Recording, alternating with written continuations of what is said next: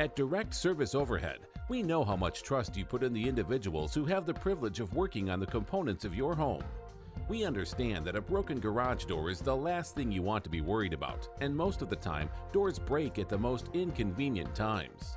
Our professionally trained technicians service 24 hours a day, and our high-cycle parts are guaranteed to make a noticeable impact on your garage door without putting a damper on your wallet.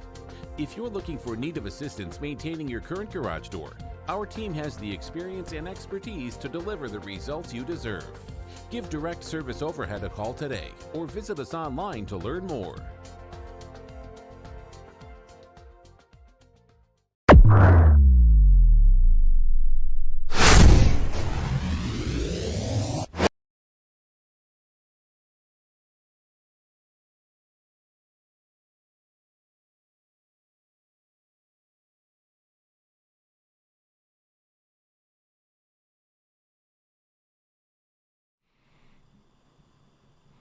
All right.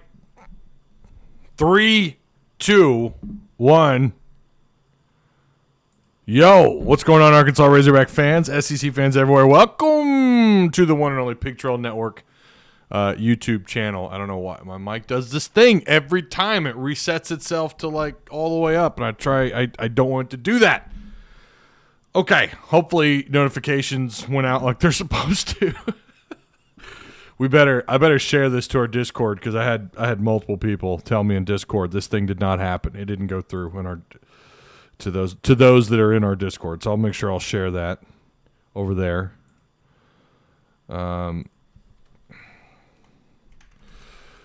Hope you guys have had a wonderful week so far. There we go. Clickety click.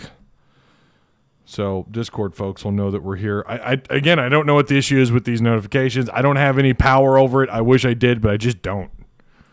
YouTube, it's up to YouTube, right? I saw that Top Gun, someone on Twitter had posted, they posted a picture of their Top Gun shirt. So I'm sporting some mad Top Gun love. I love the movie. Can't wait for the sequel when it comes out in the year 2026. When you look them up on Internet Movie Database, it says it's done, but it's still not coming out until like next year. It's ridiculous.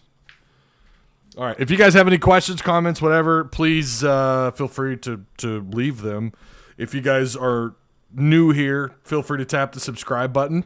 Make sure you do a German suplex on the like button, and of course, check out all the links provided for you down below in the description box. I'm trying to do like 3 things at once here. Oh. Okay, there we go. We're slowly getting there. All right. I love Trey Knox, but damn, what the hell's going on with him? I don't know, man. Genuinely feel like Knox should transfer to the Pac-12. Feel like he'd make noise over there. Yes, my new lunchtime ritual, tie and Razorbacks news. That's right, Josh. I do what I can for you here, man. Live from a customer's garage. We in here. There's Travis Ford. Again, shout out to Direct Service Overhead. If you need garage door repair, work, whatever you need, they'll hit you up. Or, well, you'll hit them up, and then they'll come do the work. And they do operate in Little Rock and in the Northwest Arkansas area. So go give my man Travis a shout. If you need some work done or you know somebody, pass the word along, just like you do with the channel, just like you do here. Hey, I know a guy. He does an okay thing on the YouTubes talking about the Razorbacks. You guys ever use those soda streams, the homemade soda makers? Mine keep coming out flat. I don't know what the deal is. I'm not real stoked about how that's supposed to simulate a Dr. Pepper. And it doesn't. It tastes like crap. Okay. We hear from Bowling Green, Kentucky. Oh, nice. Well, welcome, DC. What's his new position, says Corey Mitchell. We'll get to that in just a second. Knox should transfer to a pass-heavy team. I'm calling Direct next week to get that's who it was. It was Bloodline, Travis. That's the guy. I'm pretty sure it was Bloodline that said they needed some work in another live chat. I haven't had a chance to go back. I was going to go look, but, I mean, look, they're staying busy. Direct Service They're taking names over there, man. Okay. Pull up my laptop here. Get all my other notes and stuff that I want done.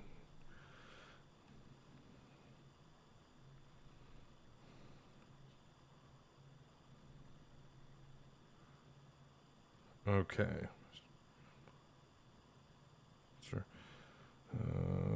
Sure. Okay. Let's look at the notes here. What we have. There's actually a lot here to talk about. We got a lot going on. Okay. We'll start off first with the recruiting news. We do have another 4-star quarterback that's going to be on campus. This is going to be this weekend. Jackson Arnold, 4-star quarterback. I think he's like 6'1", $185. Pretty big prospect. Plenty of good offers. Going back to what Sam Pittman, so I wanted to discuss really quick what Sam Pittman had to say before we get into the Trey Knox stuff. And so we're going to get into what Pittman had to say, kind of talking a little bit about this game, talking about the game on against Rice last Saturday, and then also we'll get into more camp news. So this is what, and I found this interesting. He had this to say about Burks. He said that Burks came out of the game very healthy. And he alluded to the fact that Burks wasn't very involved during practice for a while, and that may have been a reason for his vanilla. I mean, he didn't say this. This is obviously me. This isn't verbatim. This is me kind of expanding on what he said a little bit. But he was saying that might have been a reason for his vanilla play. But Burks is a full go this week in practice. Now, I think he's still in a green jersey, but he's going to participate, whereas he didn't. As I understand it, he was either limited or didn't participate at all for the days leading up to Rice. He also, Sam Pittman bragged on Andrew Parker after being asked about his play, saying that he's playing more confident. He's reading guards in the triangle. I'm sure a lot of you, if you watch enough NFL, they talk about the Bermuda Triangle. It's where like your interior defensive tackle, your end, and maybe a roaming outside linebacker or whatever position, they kind of create like this triangle. I think that's what he's talking about. But I first heard this referenced years ago when the Patriots were playing. It was actually like Trey Flowers. One of the year, like his first or second year with the Patriots, they were talking about the triangle with him over there on the left side, the way you line up. So I think that's what he's talking about. Again, it's where you have like an interior defensive lineman, a D end, and a linebacker, and they're supposed to mess that side of the line of scrimmage up, right? The linebacker makes the read, or he blitzes, he pass rushes. The D end either plays the flats, or he's pass rushing, or the interior tackle. They're all kind of attacking one focal point on the offensive line. So I think that's what he's talking about, and I love to hear if that is what he's talking about. It's cool that they're trying to execute the quote-unquote the triangle, or as they call it in the NFL, the Bermuda Triangle. But he went on to say he's playing physical as well. So it's good to see Andrew Parker's getting some love. Coach also commented on the controversial targeting rules set in place by the NCAA, calling them harsh, quote-unquote harsh, very harsh. He had a lot to say about KJ. You could tell he's bothered a little bit by some of the heat that KJ's that he took. Look, and I know he gets this. I know Sam Pittman gets this, but that is what the quarterback does, right? He's going to take the heat, especially if he's below average. If his play isn't the greatest, and let's be honest, KJ's play in the first half. I know people, again, last Monday that wanted to talk about, well, actually, after the game, it was more so the post game. They wanted to talk about, well, those drop passes killed his pass completion percentage. And again, they're not wrong. They are right about that. But like I talked about then, he didn't have touch on the ball, especially in the first half. He was making those balls really hard for these receivers to catch. In fact, I would argue 2 or 3 of those catches in the second half and maybe one in the first half kind of bailed him out a little bit. He needs more touch.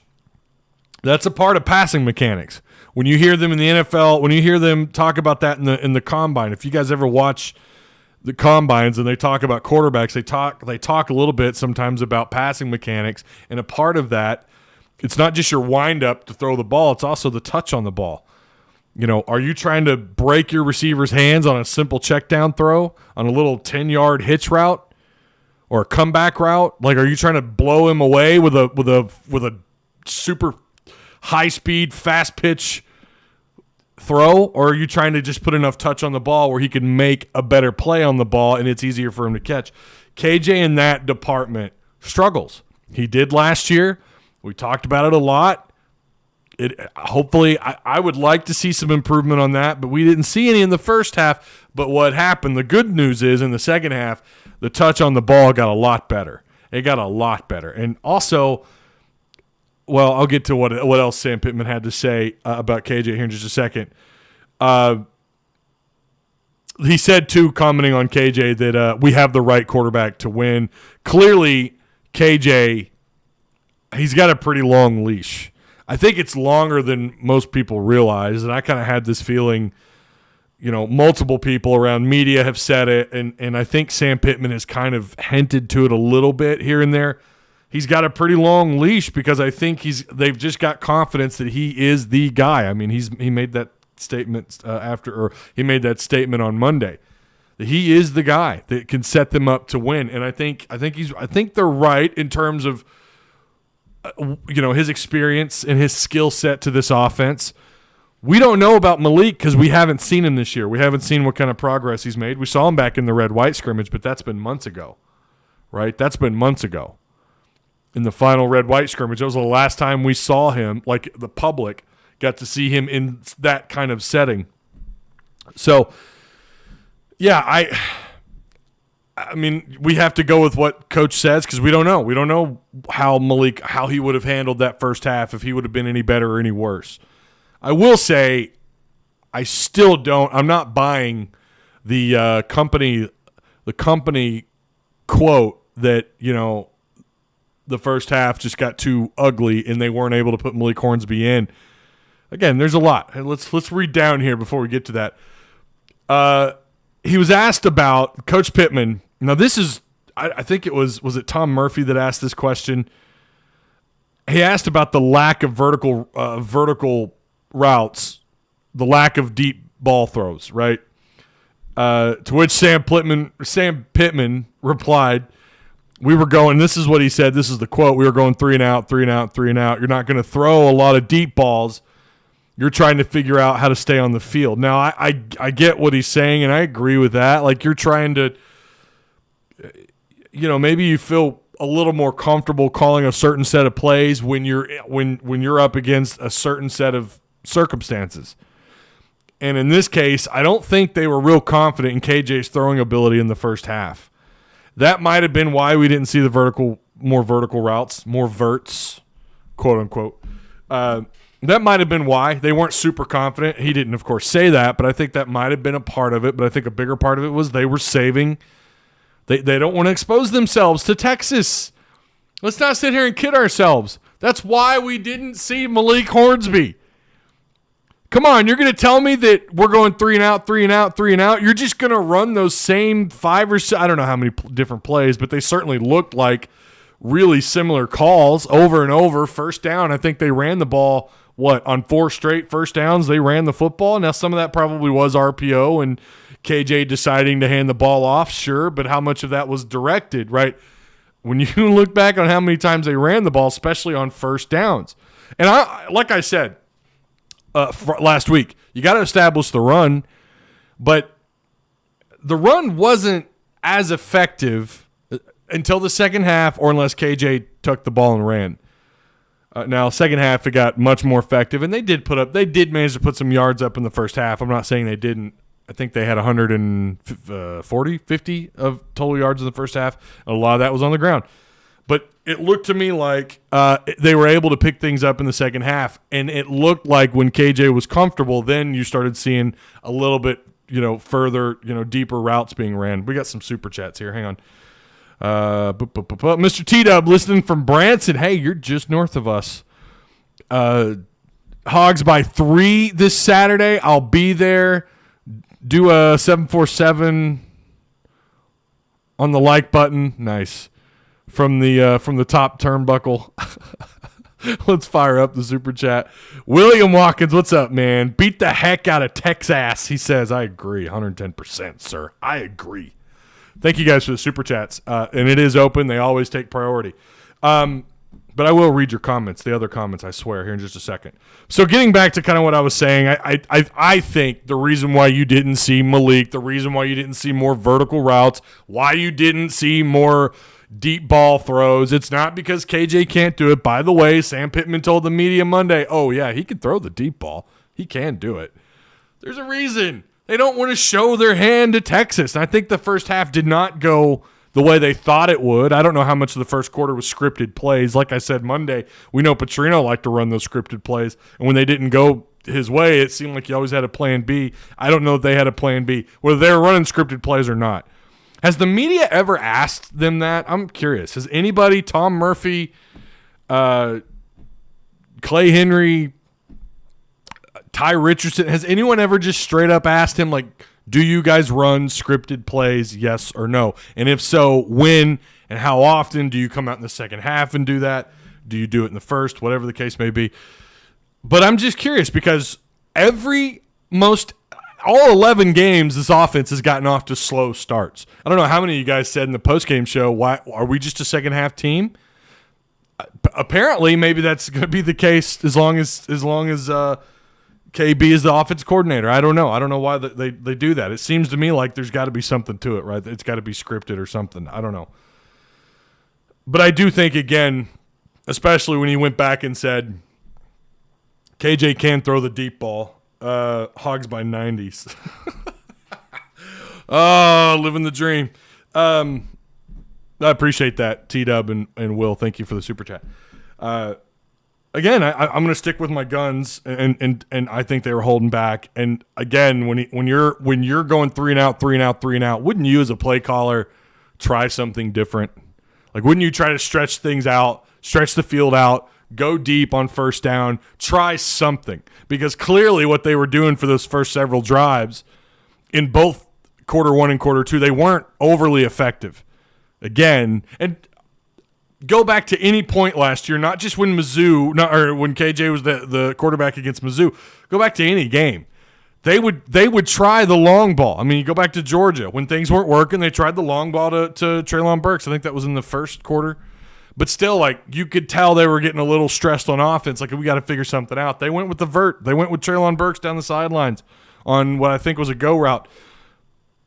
We didn't see that. So, again, I'm standing by that. I really don't think they opened up the playbook at all. I wonder if they even dove into about 50% of it. Now, and I'm going to tell you something else.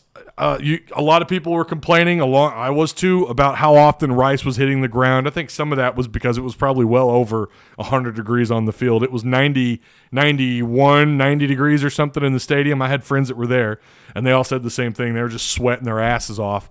The field, just know the field is always going to be, down there on the field, it's going to be 10 degrees hotter almost always.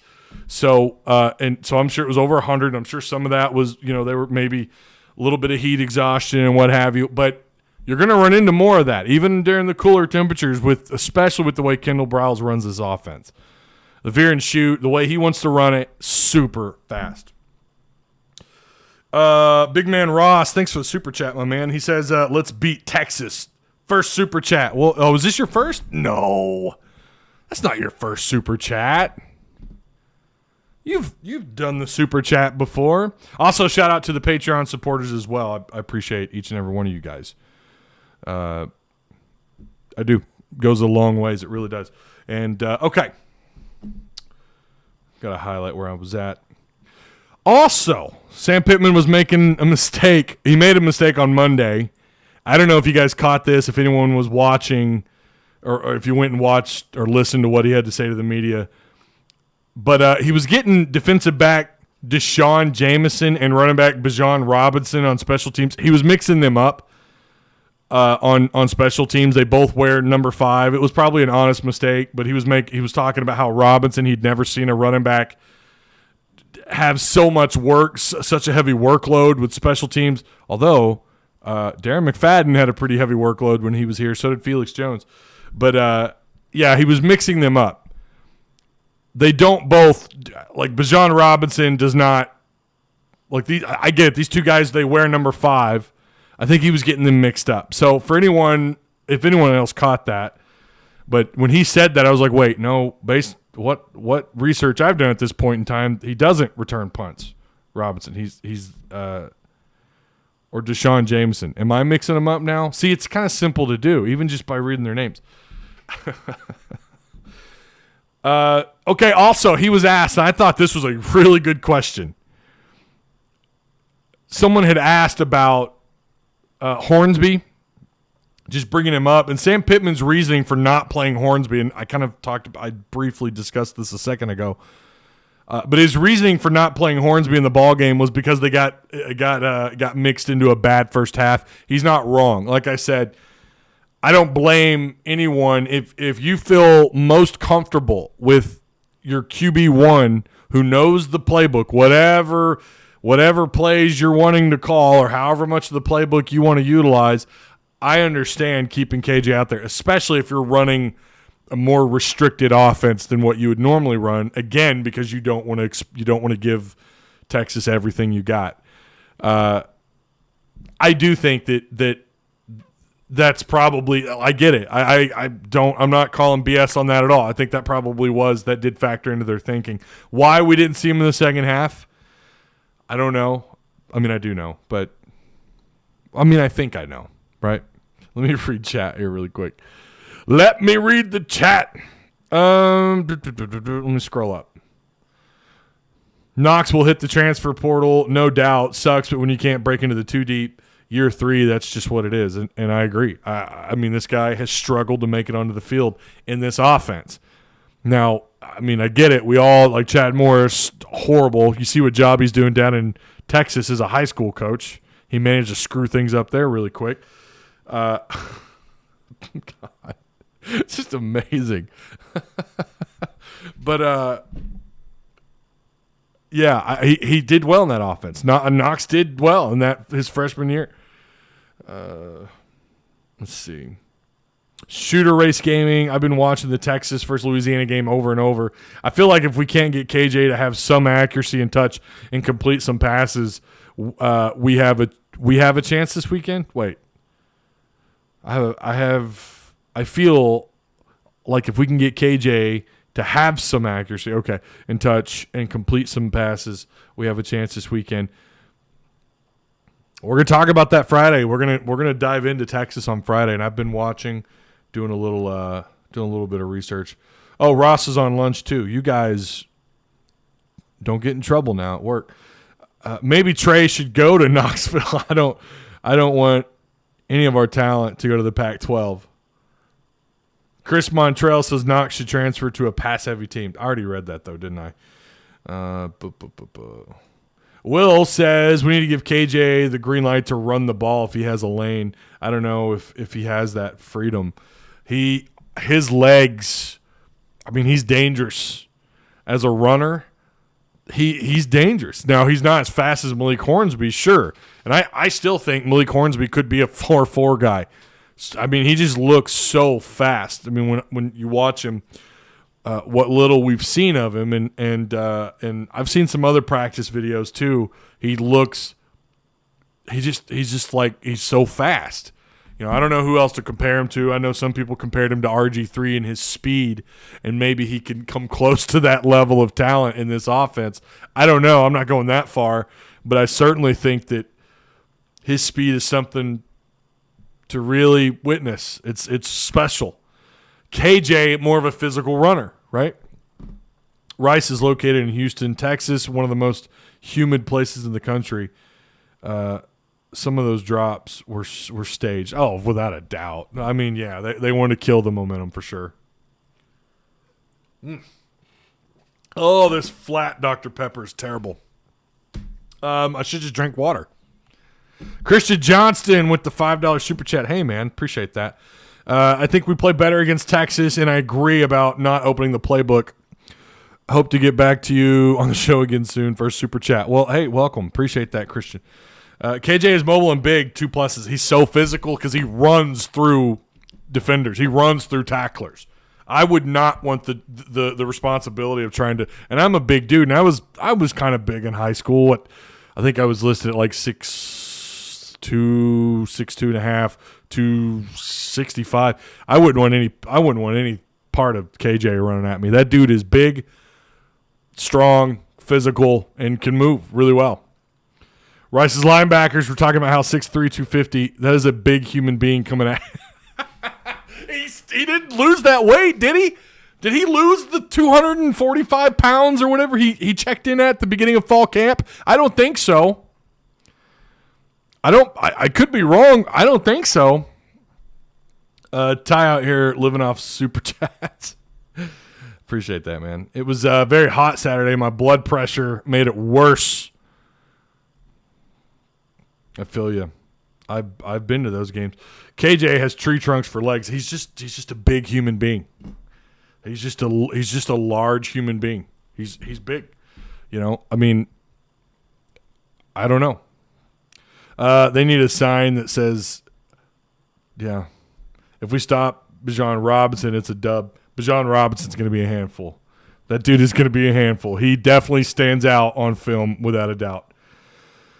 All right, getting into the Trey Knox stuff. I know that's what a lot of you are here for. Trey Knox, if you haven't seen the video, he's been working with tight ends. He was seen working with tight ends. Of course, you know, nobody knows what someone's thinking, but he clearly, to me, did not look very pleased about playing the position or being there. Go back and watch. I think who was it? Was it Hogbeat that has the video on it? I'll I don't have a problem telling you guys where to go. Go to I think it's Hogbeat. Go watch the practice. He clearly, you don't know what somebody's thinking. He could have been mad about a play or something that happened earlier, upset or whatever.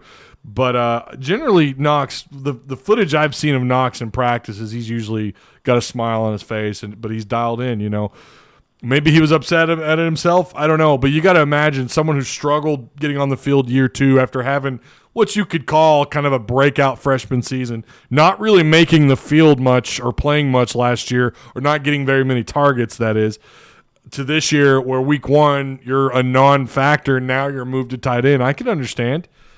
Would not shock me at all if he hit the transfer portal. But he doesn't strike me as the kind of guy that would do that in the middle of the season, though. He doesn't at all. I could be wrong. I hope I'm right. Get another swig of this flat DP. I want my money back.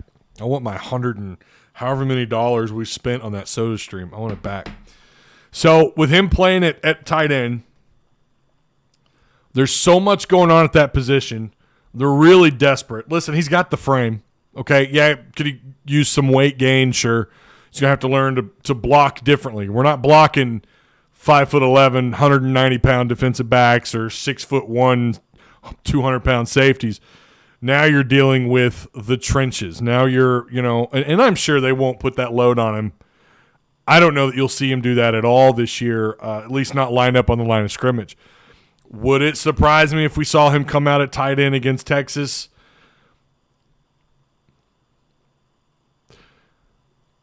Maybe a little, only because, well, I don't know. You're so thin there. I don't know what the deal is with Colin Sutherland. You've got other walk-ons at that position who haven't really done much to take over the 3 spot. You flirted around with putting a running back there. Now you've got Trey Knox. He's got the size and the frame. I think if he just gains, I'm trying to think of what Jeremy Sprinkle weighed, but I think he's got a similar body type to that of Jeremy Sprinkle. I think that's a pretty good comparison. He's got to put on some weight, some muscle. He's got to learn how to block.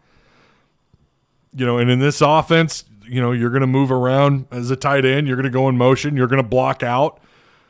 You got to be able to hold on to your blocks. Some of them are real quick block outs. Some of them are just to line up guys and put them out of position, away from the play. But a lot will be asked of that position in this offense. And listen, he's a mismatch. He's a mismatch for those 6'2", 230-pound outside linebackers because of his size and his athleticism. I don't know. I really don't know if Sprinkle's not it. I don't know who else to compare him to with that 6'5" frame. He definitely is going to have to add some weight. He's going to have to put on some good, tight end weight. But I mean, there's been some pretty good tight ends even in the SEC that were south of 250 pounds. So I mean, it's not like he's got to go out there and put on 40 pounds. But I mean, maybe, I don't know. you think about the durability issues that you have with Hudson Henry, and who hasn't really stepped into the role like we all thought that he would, not because of his last name, but based on what film you saw in high school, and really just watching him practice. I mean, I thought at times, like, this guy has it if he can stay healthy. He made a play in the spring scrimmage. I think he only caught one ball, but it was a pretty impressive catch off a not-so-great throw. He adjusted to the ball and was able to keep in stride. And in fact, he also broke a tackle. And then he got dinged up and he was out. He was off to the locker room because he got hurt. He just can't stay healthy. So there's a lot of questions about the tight end position. I did not think under Kendall Briles they would have these kind of issues. We know for this next class coming in, not the 2022, but the 2023, they're targeting tight ends. They've already got 2 4-star tight ends committed. You could tell that's something they want to get resolved now. But I don't understand why we're at this point. You know, we were told with Brett Bielema, tight ends were definitely a must get in every class because there's always going to be a tight end on the field, possibly 2 tight ends under Bielema. Chad Morris, we were told something similar, that tight ends had a pretty big – we're supposed to have an improved role. Why we're at this point at the tight end position is beyond me. It's similar to me when you talk about the kind of offense that you roll out there on the field to, like, what's going on at linebacker for Arkansas. Do they just feel that confident at linebacker that if I'm them, I'm taking like 5 linebackers every class until you get that solved? Good news is you feel a little bit better, especially thanks to Andrew Parker and some of the play that we got out of him against Rice. But there's still, like, after this year, there's a lot of questions about linebacker, right?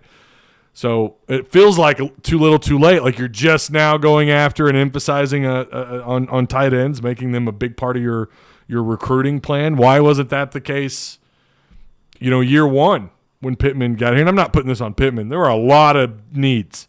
There's a lot of needs on this roster, without a doubt. Let me go back to chat here really quick.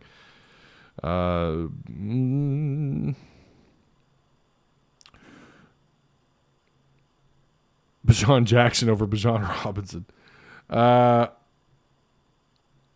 Hogs win and cover the spread. Well, I mean, right, yeah.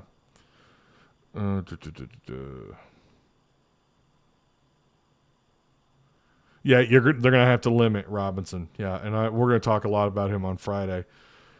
Trey Knox is South Carolina, says Grant Patrick.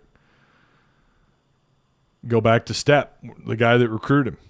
Is that what's going on? But, last year Stepp was here, and he was just a non-factor. Shine O'Grady should have stayed. What a waste. Shine O'Grady was talented. Although he goes to the NFL Combine, I'm not trying to throw shade, but there was someone who made the claim that Shine O'Grady was first-round talent, someone that I'm not going to go beyond that. But and saying this after Shine O'Grady's combine numbers. Guys, his combine numbers were terrible.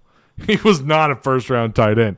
He was a 6th, maybe 5th round, maybe at the highest, only because I thought his catch radius was incredible. I mean, that guy made some great catches in his short time at Arkansas, but he was pretty slow, not super physical, not super strong. But I do agree, Shine O'Grady was good in that offense. Could have really become something better, but he was feuding with the staff. So Knox should have moved to tight end a year ago. And I agree, why now? Especially when we knew last year, boy, tight end, we're thin there. Let's hope they do something. Why not move Knox there a year ago? Well, we didn't really know what we had in some of these other guys. We didn't know Woods would have the kind of production. Devion Warren, Burks is now, we didn't know going into year 2 he would be a possible first-round draft prospect going into his 3rd year. I get that, but still, it's like you were, especially a year ago, you were really thick at wide receiver, and you're still thick there. Why was he not moved a little sooner? I agree with that. I do. Especially if he balls out at the position. I mean, there's no doubt he adds on a little bit of weight. He's going to be a mismatch for linebackers. I just have a hard time. I really have a hard time seeing him stick it out. I really do. I have a hard time. I don't think he's ever played tight end at all. I told you, oh, here we go. I told you that Knox was going to move to tight end. Okay. I don't remember that. Grant Toyton. Okay. I think you and about 15 other people made that claim. UTSA would be a good fit. I agree. Maybe he should move down to UTSA. I don't know, but I would like to see him stick it out here and try it out. So. Okay. Also, this week, what we've seen so far, it looks like going back to the depth and what they have going on. Now, they did release a depth chart on Monday. There weren't any real significant changes other than Ridgeway being back with the ones, Slusher's back in the mix. But something that was interesting that was spotted at practice was Warren Thompson was seen working with the ones. Now, Warren Thompson, another one of those big body. Maybe this is going to be the guy that steps up. I don't know. We saw him play last week, but I don't think he registered a catch. But Warren Thompson, Florida State transfer, big body, big frame, highly, highly rated receiver out of high school, highly rated 4-star. So, also, Ridgeway, Slusher, Clary, Torrin Carter, at the moment are all good for Texas. So they should be good to dress out there.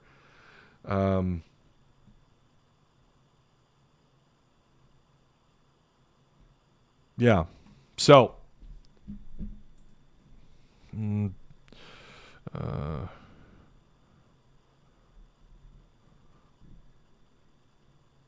Hornsby is a 10.5, 10.7, 100 meter. You would have to run a 4.4 to run that time. I agree, Marco. 110%, man. That guy's fast. He moves really well for someone that size. Well, it's not like he's big, but you know what I mean? He runs well for the position. He's what, a short 6'2", tall 6'1". God, he moves up and down the field really quick. Also, if you guys didn't catch it, Hayden Henry will be he will play in the first half. Bumper pool was called for the targeting penalty in the second half against Rice, so you're going to have Hayden Henry take his spot. Now, Hayden, I think in the fourth quarter alone, had like 6 tackles and a tackle for loss. I thought he had a quarterback hurry. I swear I thought I saw him in the backfield hurrying the quarterback, but maybe not. But so you're going to have Hayden Henry. Hayden Henry not getting enough respect, man. I mean, I'm glad that Parker is, but Hayden Henry was lowering the boom Saturday against Rice. That was pretty. I thought he did really well in the fourth quarter. I really did. Absent so far this week through Texas Prep Week, Marcus Miller. I don't think he was even spotted at the Rice game. I don't know what's going on with Miller. I don't know if it's, I don't want to. I hope it's not COVID. Remember, something like 93% of the team is vaxxed.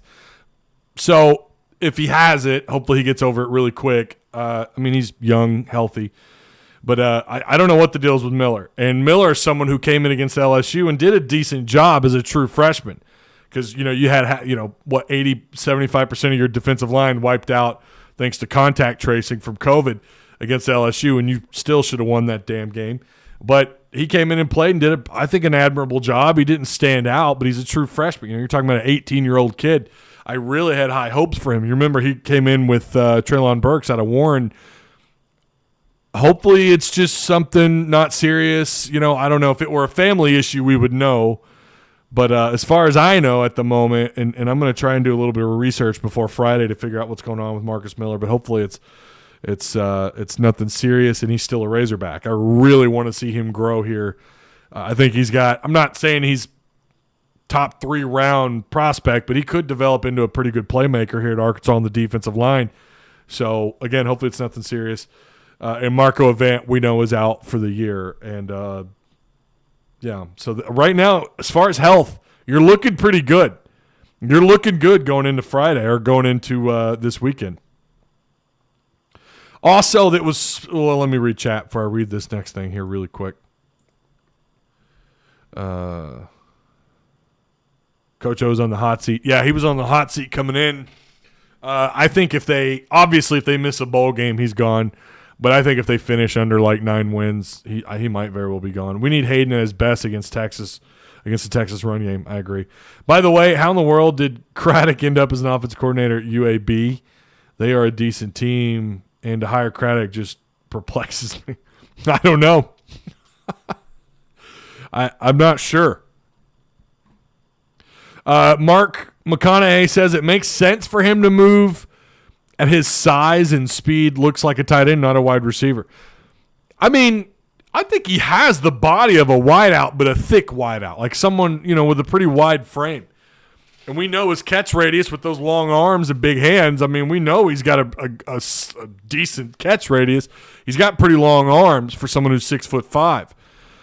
Can go up, and I think he can be a problem in the 50-50 jump balls. And, you tack on a little bit of weight. Of course, you tack on 20, 25 pounds, whatever it is. It might slow you down a little bit. I mean, I'm sure it will. But he's still going to be a mismatch for whoever's trying to cover him. Mike and Mary Hoggard says a lot of stink coming out of the bayou at LSU, and not just because of UCLA. Well, right, yeah. Coach O's off-field antics has the administration and the fans unhappy. The wheels may not be coming off, but the lug nuts are very loose. I like that tire reference there. As a former tire technician at Sam's Club for like 8 years, I love that tire reference. Yeah, he's it is on the field, off the field.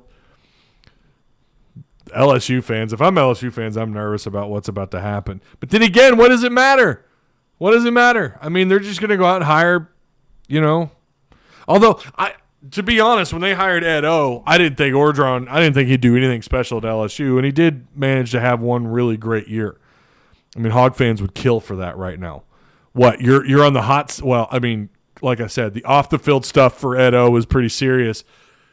But let's not kid ourselves. Fans are really upset. I mean, sure, again, the off-the-field stuff is serious, especially with the rape allegations on former players. But also the fact that you're only winning 6 or 7 games or whatever they're projected. Like, that's what they're mad about. Hog fans would kill to be on that track right now, right? I mean, that was kind of like what it was. Oh, Houston Nutt, that was the expectation, was like 7, 8 wins every year. And fans didn't like that. And then you go to Petrino, who after year 2, you're winning double-digit games the last 2 years that he's here. You win 20-plus games. You make a BCS bowl. You finish with a top 10, and then it all kind of falls apart. Do you think Odom was hiding defensive pressures and schemes in the Rice game? I think to some extent, yes. I think the offense, I think everybody was except special teams. Honestly, I was kind of hoping Sam Pittman would come out and say, yeah, our special teams really held back. Really held back our special teams. That's why they continue to suck, because we're holding back. That's why we've sucked for the last 11 games on special teams. We're holding back for this Texas game. I mean, I don't know. Sorry, I know you're asking about defense, but can you believe they pay someone nearly $500,000 to coach our special teams? Anyways, yeah, I think that was probably the case. I think they were holding back some – I don't think they wanted – again, on both sides of the ball, I don't think they wanted to show their entire hand. I really don't. Sissy Blue Shirt is only a big deal because they lost. Everyone thought it was funny before kickoff. I mean, that's one thing. I like coaches who don't take themselves too serious and say what's on their mind, and I like that. But I think Ed O, if it's true, those allegations about what the stuff that was happening off the field, and he was just ignoring it. The same thing. What happened to Baylor? Shouldn't the same thing be happening to LSU? And getting rid of Hatfield.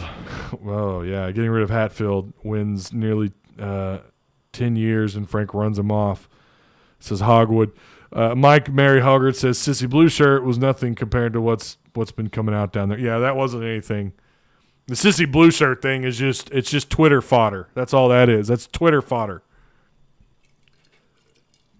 The real reasons are the on the field issues and the off the field, the antics, the stuff that's happening.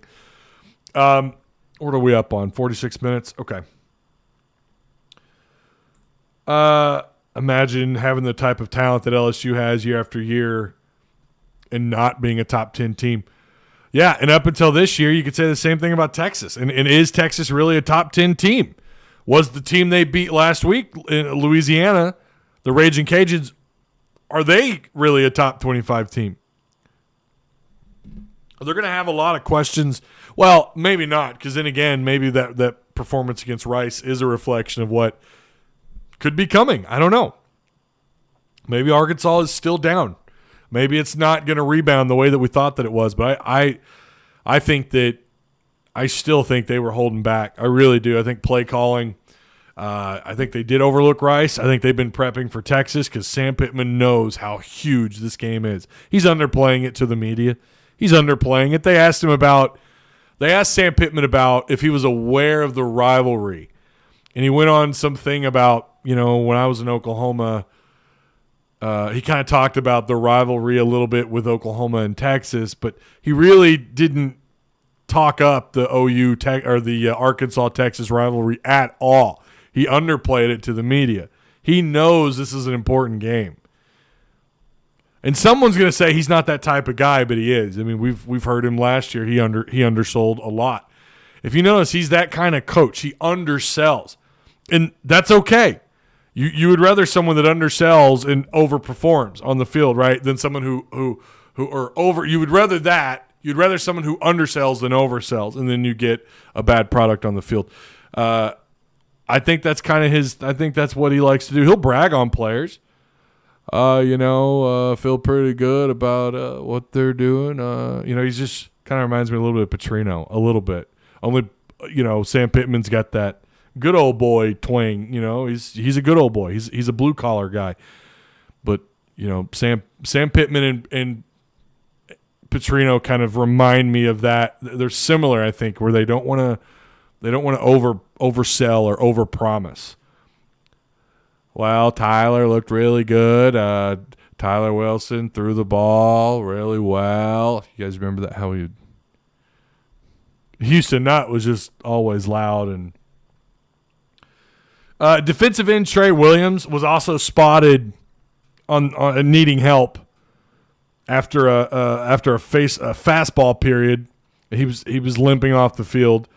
He was walking around on his own, but did not participate in drills during the short time the media was there to witness. So Trey Williams did get a little dinged up, but as far as I know, he's good to go. I don't hear anything. That's someone I think you got to have.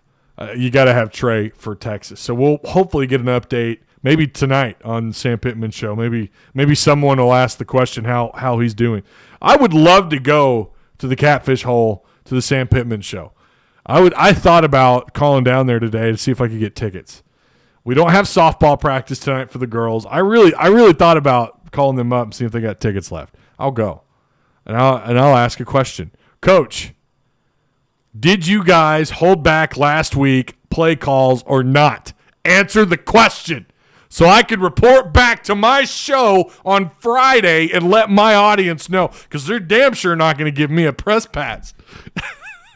I can't ask these questions because I'm not a part of the solidified media, the established media.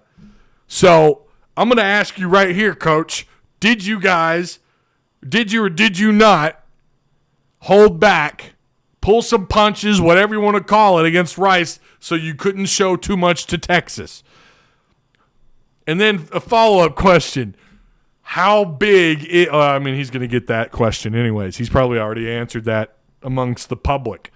Do you grasp the concept of how big this game is? And I'm sure he's going to have a smirk on his face and give you the same answer he gave the media. Go on with a fake news badge. I'm going to have a fake news, not so independent media member. Texas crying about the horns down, poor babies. Let's get them a safe space to pout. Yeah. Do it, Ty. I'm going to go down there. My fat ass is going to eat up all their hush puppies because they're so damn good. You guys have not had their hush puppies down there. It's ridiculous. They're like crack cocaine. It's just crazy how good they are. But I'll do it. I'll wear a pretend media badge. I don't care. Austin, Texas is a limp. Oh, all right. Okay. Can anybody catch the damn football, says Donald Lawless. I mean, they did in the second half, right? Alex Henderson says, like the move of Knox to tight end, that may be the only way he sees the field unless due to an injury. Really, if your other two tight ends are healthy all year, which I don't see that being the case, I mean, do you trust his limited experience at tight end? Do you trust him on the field this year? I don't think they would put him there at this point in the season without maybe giving him an opportunity to be on the field as a tight end.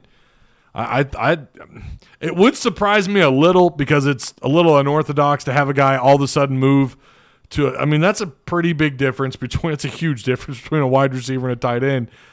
But because of how thin they are there, it wouldn't shock me. Why don't we have any more independent news media? People love independent outlets. Well, I don't know. Solid Rights Barbecue posts on Twitter of horns down. They're going to cry about it. Texas is, and they're just going to have to live with it because it's going to be all over Fayetteville, baby. Horns down for life. When I was young, I used to call those hushy pups. Them things are fire. I'm telling you, man. They're the best hush puppies you've ever had in your life. How many penalties do you think we'll have because of the horns down? I don't know. Now, that's a Big 12 thing, right? Isn't that just the Big 12 that's doing that? You should go in with a Wally Hall badge. Y'all pick on Wally. Y'all are bullies to Wally Hall. Y'all don't like him at all, do you? Holy crap. You did that Petrino impersonation spot on. I can do a few. I like to quote Forrest Gump. You guys like Forrest Gump? I love quoting. It's like my favorite movie of all time. Between that and Shawshank Redemption. I wonder if the refs will be Big 12. So traveling team used to bring their officials. I like Wally Hall. Sold him a sandwich once. Oh, all right. I don't have a problem with. I know he's made some controversial statements. I don't know how many penalties we'll see. Hopefully not many. Period. I don't think the horns down thing. I think that's a Big 12 rule. Texas don't give a shit about the horns down. We encourage it. This is Trevor Jackson. Oh. All right. Well, you're going to get a lot of it in Fayetteville. It'll be Big 12 refs. At least there will be no Mark Curls. Yeah, I'm pretty sure traveling team always brings their officials. Josh Keene says the move is because he's getting passed up by freshman receivers. It's a saving grace that tight end is thin and he has the frame. I agree with that he can, quote unquote, help them. I hope more than 8 yellow flags. Yeah, if they do flag, if they bring that bullshit to the SEC with them when they join, a bunch of sissies. That's some nonsense. That's some straight up nonsense from the Big 12. Was it Big 12 or NCAA? I think it was the Big 12. You're a bunch of pansies. If I'm Texas administration, if I'm the AD, whatever, the board, all 500 people that have their hands inside that program, I'm going to the Big 12 or whoever and saying, no, stop that. We don't want Big Brother sticking. No, let them do their thing. And they didn't.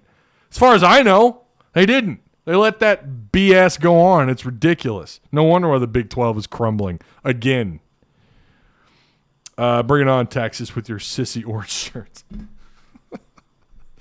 Texas may be looking past Arkansas, but they definitely ain't nervous about. I don't think they're looking past Arkansas. I really don't. Okay.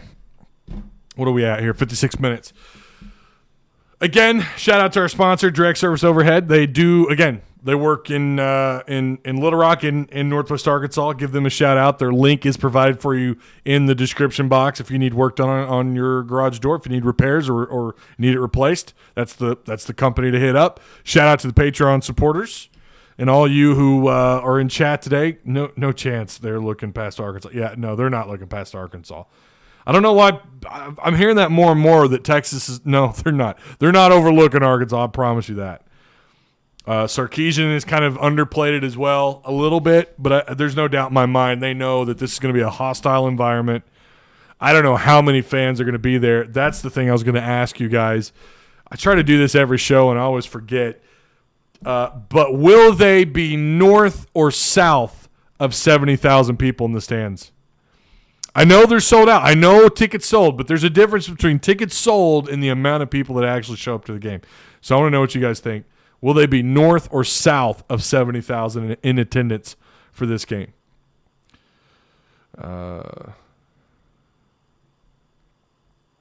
Williams says 76,000 plus. Flying Blind says 80. Hogwood says 75 north. It's standing room only now. Well, that's the tickets sold, okay? We got to understand that just because you sell that amount of tickets doesn't mean everyone shows up. I expect a record-breaking crowd. If they get 80,000 people inside there with the standing-only tickets, oh, my God. I'll be there. Above 70 says Shooter Race Gaming. Flying Blind says they're breaking that record. 76 is the record. Yeah, it was against Bama 2010. Is that right? Where's my Here it is. Media guide. I don't know if you guys saw that. What is the record? I probably could just Google it too. I don't know why I'm doing this.